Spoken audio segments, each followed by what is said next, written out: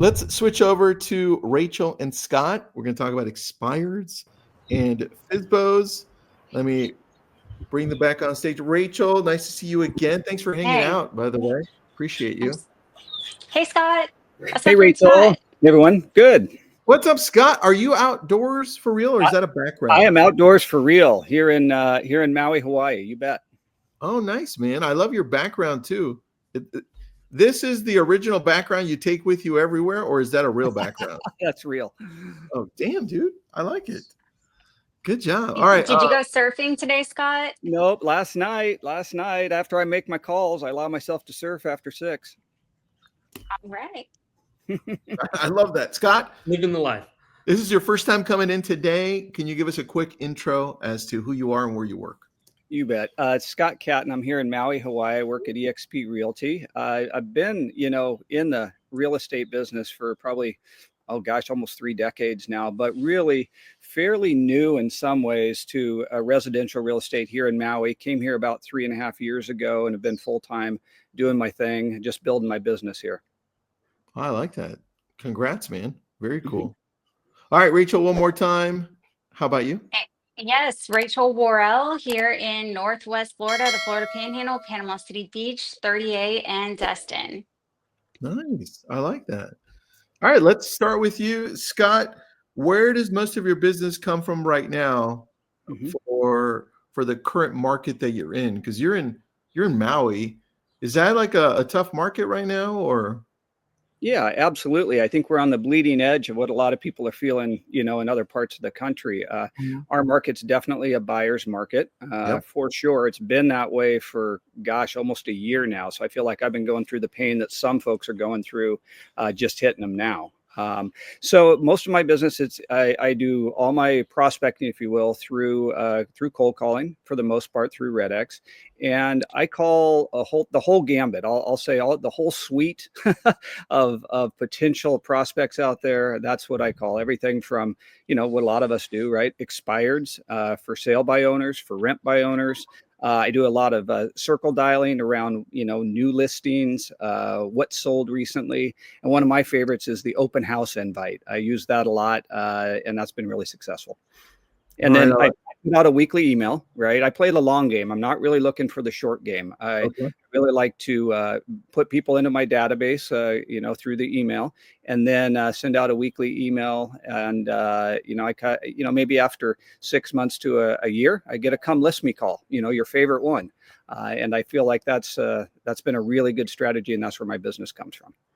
Okay. So really quick though, let's go into, you mentioned that you do all of those calls, right? Where do you start? And right now in your market, what's working the best? Yeah.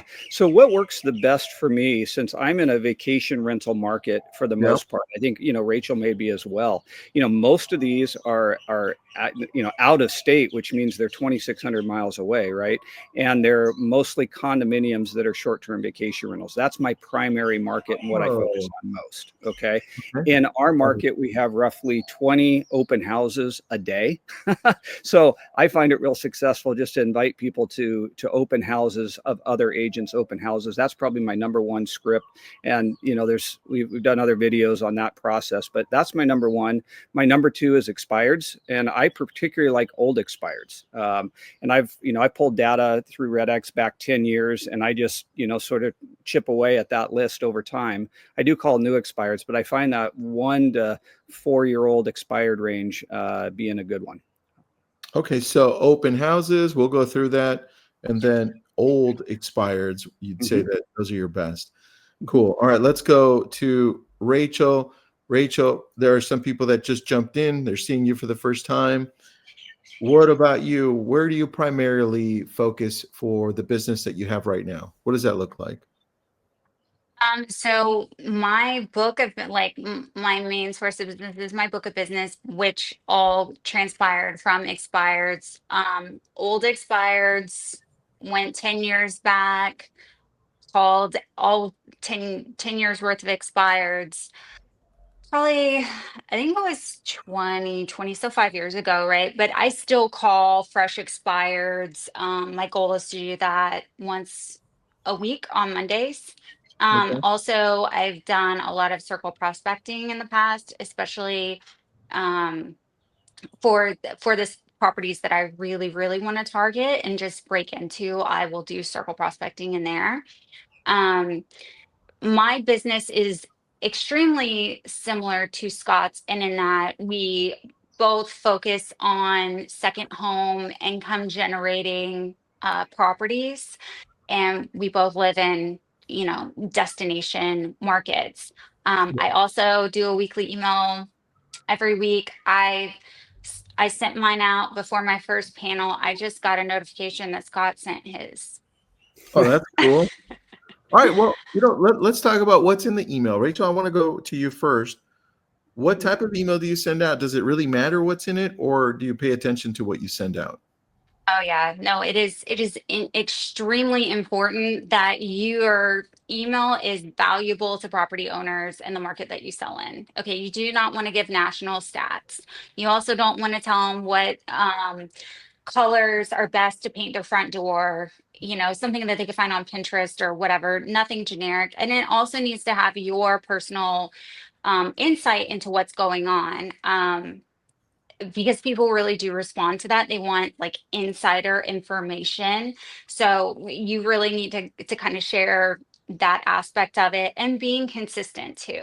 So gosh, like I have not missed a weekly email in over 7 years. Whoa. Okay. That's awesome. I mean, but it's serious. Do Like you that's your what day do you take to build it out? Is it you building this out specifically? Do you have help? yes. Okay. No. This needs to come from your soul. Okay. Okay. There really does. It needs to be very genuine, very authentic. People need to understand that this is coming from you. It depends on the email. We have some beach access litigation legislation, just a lot of drama in particular to a certain beach in my market. So I'll keep my sellers up to date on that. Oh. Sometimes, but sometimes it's market stats or, but it needs to be personal. Maybe a restaurant that just opened or something that's happened, but very custom, and it needs to be your voice. You can use Chat GPT to kind of, maybe if you're doing market stats, right, to break it down, but you still need to have your voice. I Yeah. mean, if it's obvious that Chat GPT wrote it, who cares?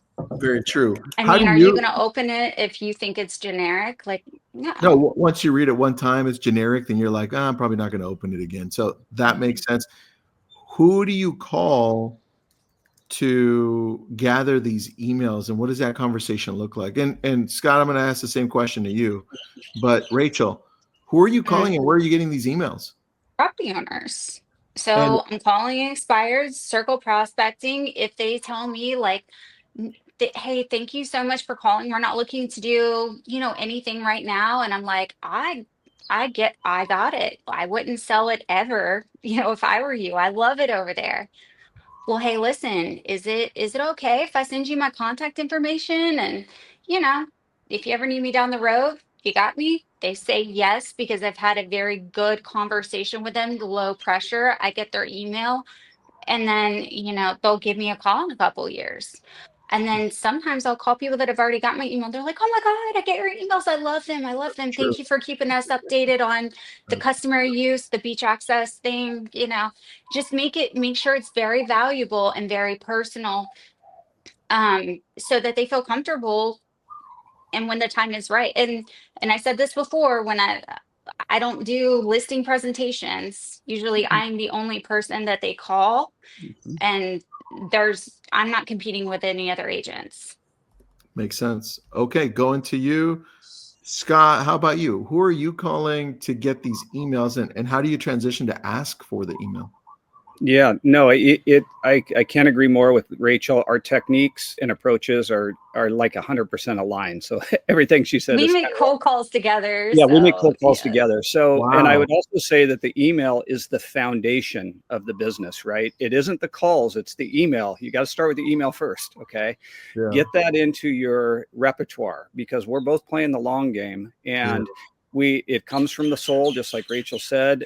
We prepare it. I send mine out Wednesday morning, 7 o'clock Pacific time is when it ends up hitting.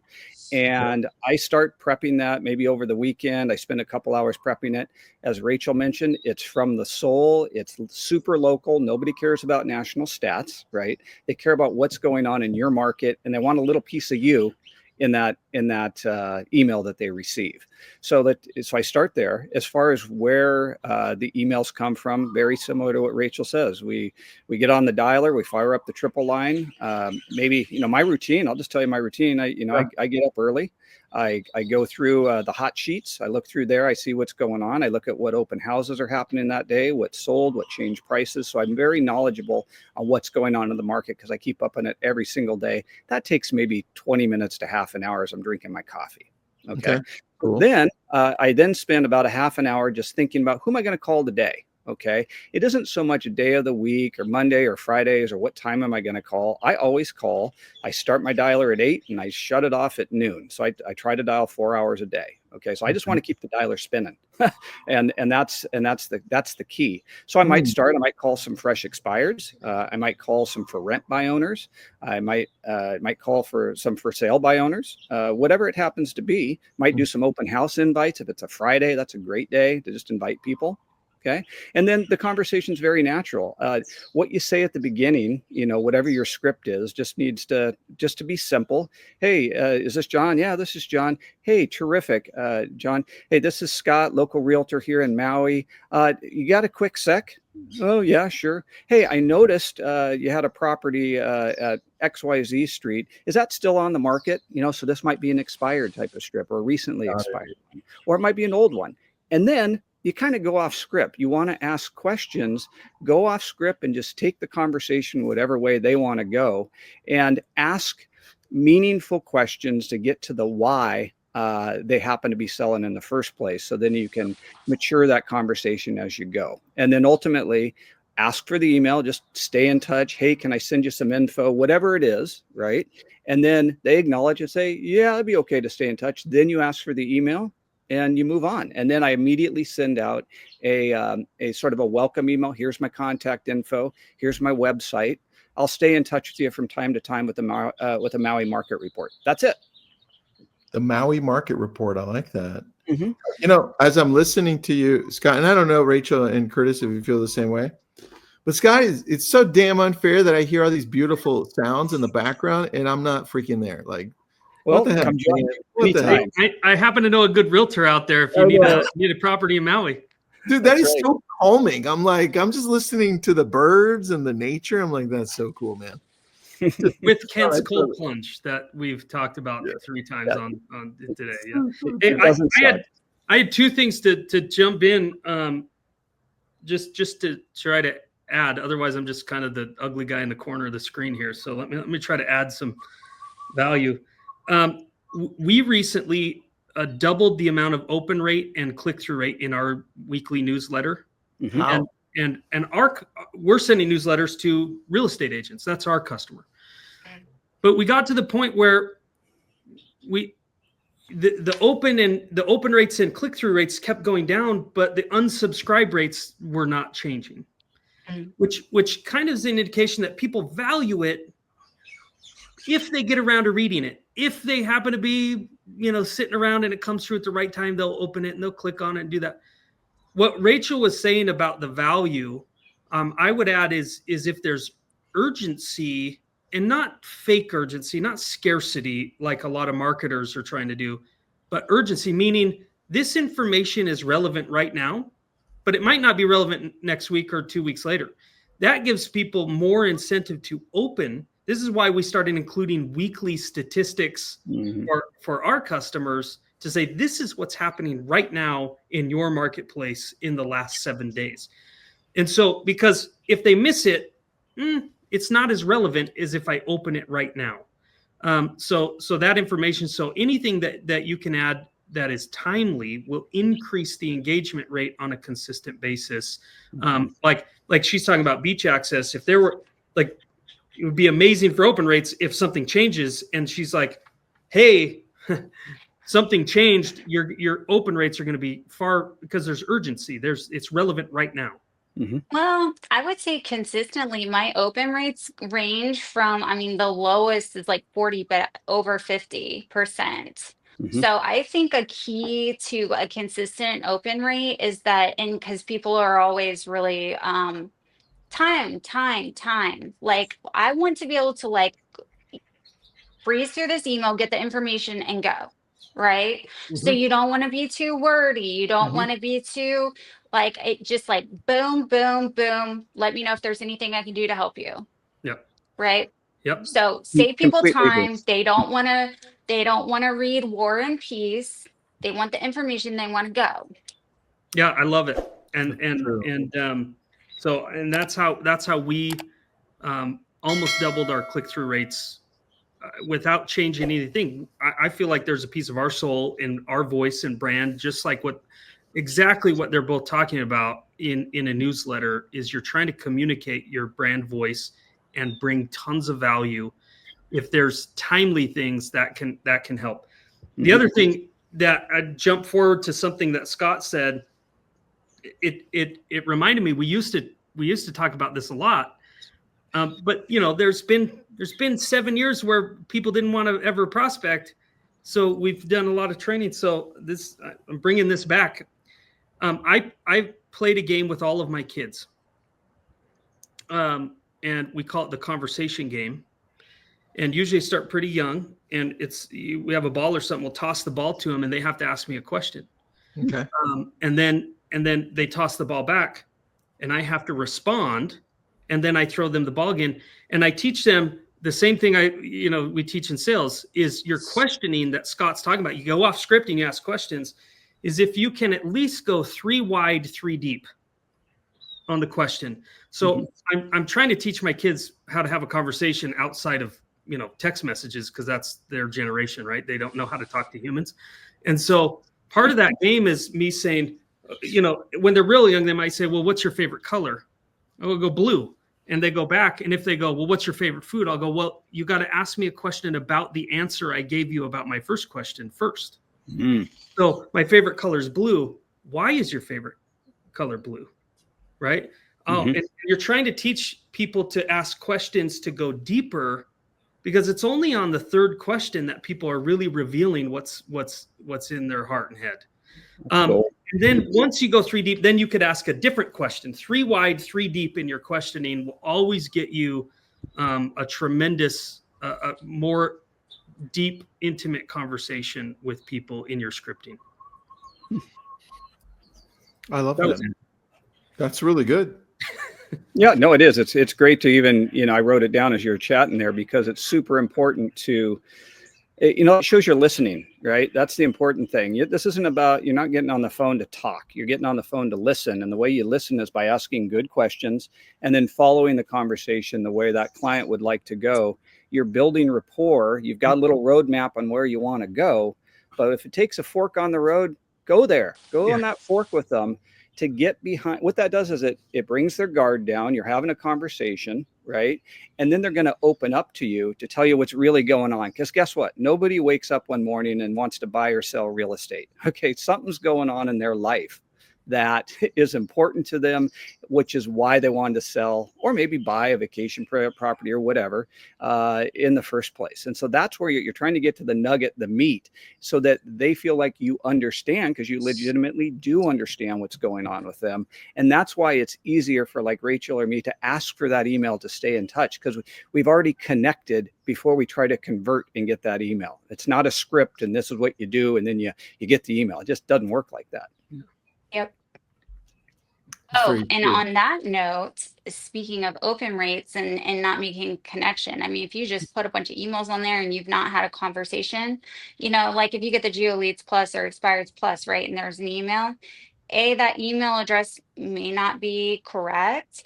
Or if they haven't talked to you and connected with you, I mean, that if you get unsubscribes and spams, that's going to hurt your open rate too. So it really does need to be a personal endeavor. You still have to do your job as a salesperson and connect with people.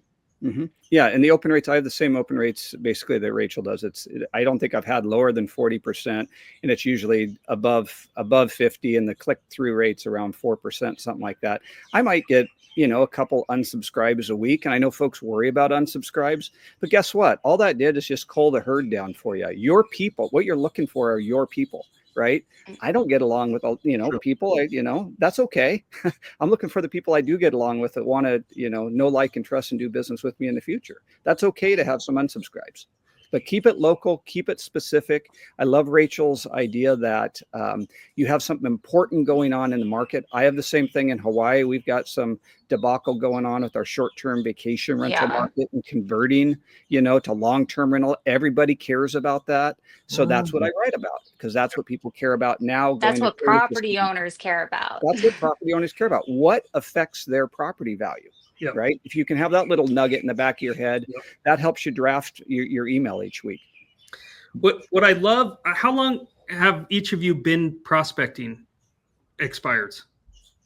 How many years? I mean, I've been in the business like going on 8. So 7+ years of prospect. And this is a really important point that I want to stress. I do not have to make cold calls, right? I don't.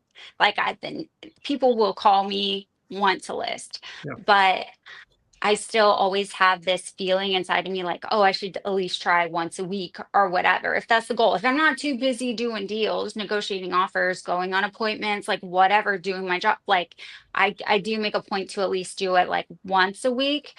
But you will get to the point, if you are consistent, you've got a follow-up system to like stay, you're going to get to the point where you don't have to prospect, but why not? Like, why not go from 500 GCI to 7-figure GCI? At least that's how I feel. Love it. Scott, how many years have you been prospecting? When I moved to Maui about 3.5 years ago, and I was actually prospecting a little bit prior to that. So about 4 years, all through just what we've been talking about. It's been RedX 100%, the triple line, all the services. Love it. The reason why I ask is it's so interesting how things have changed as the markets have changed, because it used to be when I first got in the industry in early 2006, it was a very like, you go for the appointment and you throw that lead in the garbage, appointment, garbage, appointment. Like the strategy was appointment. And what this wasn't planned, but what I love about the two people we have on right now, Tristan, is that they're articulating what the new success metric is of prospecting. It's emails. It's how many people am I putting in my database or my CRM? Because your CRM, for them, it's the weekly newsletter is their follow-up, the basis of their follow-up strategy. But your CRM is doing all of this work. Hopefully there's more than just the weekly newsletter. Hopefully there's automations and there's other stuff and the organization and the CRM. Well, you're missing out on some deals there. But no, I'm really not. I promise you, I'm not. I mean, here's the proof in the pudding. I will call people. I don't even remember talking to them. I have to go look at my dialer and see when I called them. It'll be 3-5 years from now. This is like the most thing. And then honestly, if they unsubscribe from the email or we don't have a connection, that's not my client. But you're so right. Data is so important. And if you're a real estate agent, market share is important. It's like the other agent that was on the other panel. He was talking about, oh, well, you've got 30 listings that aren't selling. Like, I will tell you, they will sell. Like, and that is market share. Like, give me all of it. Because it will sell. And I saw it after the pandemic. The pandemic, there was luxury listings that were on the market for 3 years. As COVID happened, Florida opened up, those listings were gone like that. I wanted to have $5 million, $7 million, $9 million listings that evaporated. Like, let's go. Well, all of us in the last decade have seen events to see a market change you know, An instant. overnight in our marketplace. So, but yeah, I love the idea of if I'm grinding on the phone and you don't get any appointments, that's harder. They're fewer between somebody who says, yeah, Scott, you can keep in touch with me. I'd love to get your newsletter. And that turns into business. I'll take it one step further, Curtis. I would prefer to not get an appointment. Why? Same. You ain't ready. I'm not. Because, I want to go. well, here's the why. They haven't received my weekly newsletter for a month, 2 months, 6 months. Where they're like, this is my guy. So that way, when I have an appointment, it's a come list me appointment. It's not a, oh yeah, well, thanks. Yeah, I'm going to interview a couple other agents, right? Yeah, very true. It is one step further, right? I would prefer to just stay in touch with them, work a little bit of a long game. And here's what's odd, even with expireds or for sale by owners, that's a good approach too. Yeah. That's great. That. All right, guys, anything in closing? I love where our conversation went, by the way. I think this is extremely important. I think that you guys would be remiss if you did not go into Scott's open house script. Oh, let's do that. Scott, open house script. Let's go. Okay, I'll do it quickly here. So here's the idea. A lot of people might pick up the phone and call and circle around their open house, right? Hey, you're just doing a little circle prospect. You grab maybe 100 to 300 homes around the one that's on the market, right? That you're going to have open from whatever, 10 to 1.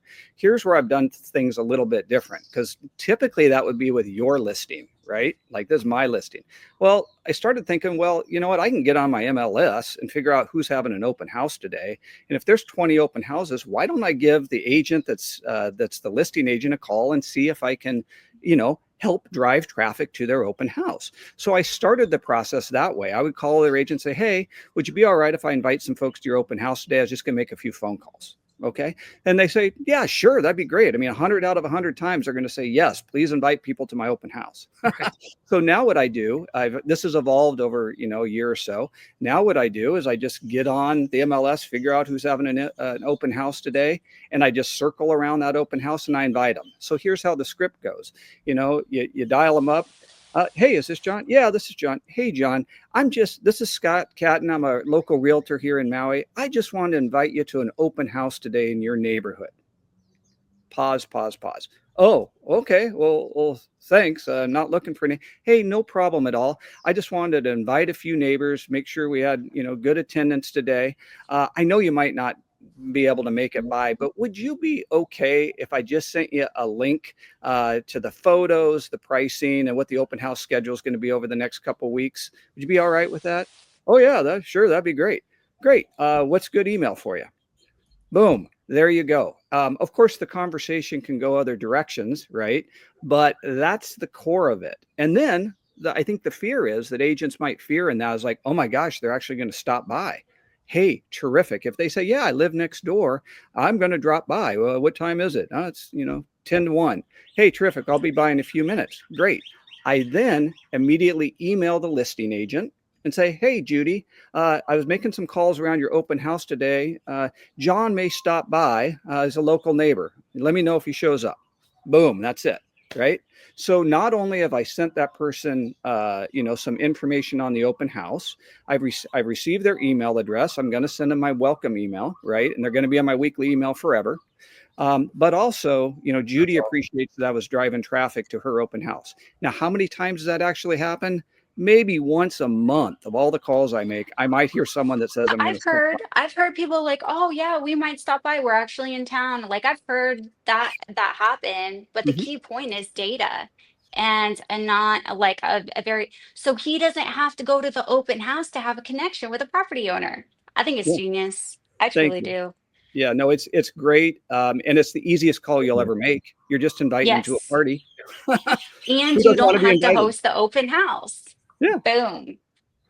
That's so good. That's a really good hack, man. Yeah. I know. That's why I told you had to talk to him about that. That's good. I wrote that down. I'm going to test that one out. It's gold. That's really good. I love that. And Rachel, thanks for bringing that up. Anytime. All right. So if people have questions for you, Rachel, or you, Scott, how do people get a hold of you? Instagram's the best way for me.